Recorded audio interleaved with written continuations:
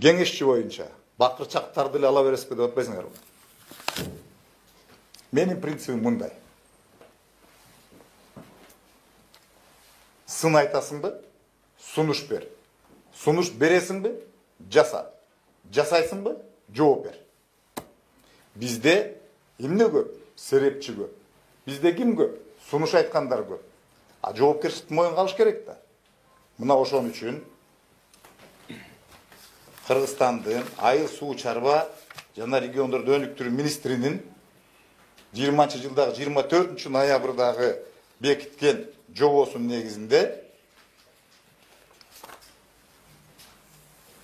общественный советник не является государственным гражданским служащим и осуществляет свои функции на безвозмездной основе, без оформления с ним трудовых отношений. Бир. Основные задачи и функции: повышение эффективности взаимодействия с гражданским обществом.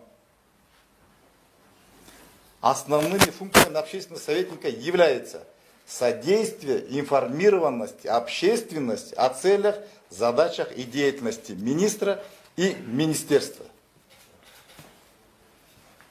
Бүгүнкү күндө биздин айыл чарба министрлиги социалдык ориентированный өзбүз.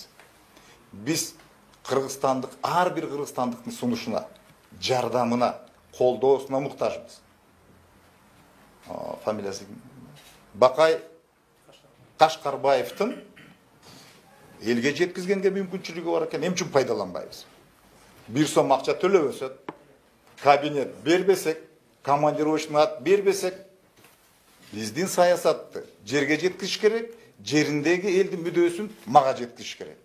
Бүгүнкү күндө ушул маселени чечиш үчүн биз чоң аракеттерди кылып атабыз.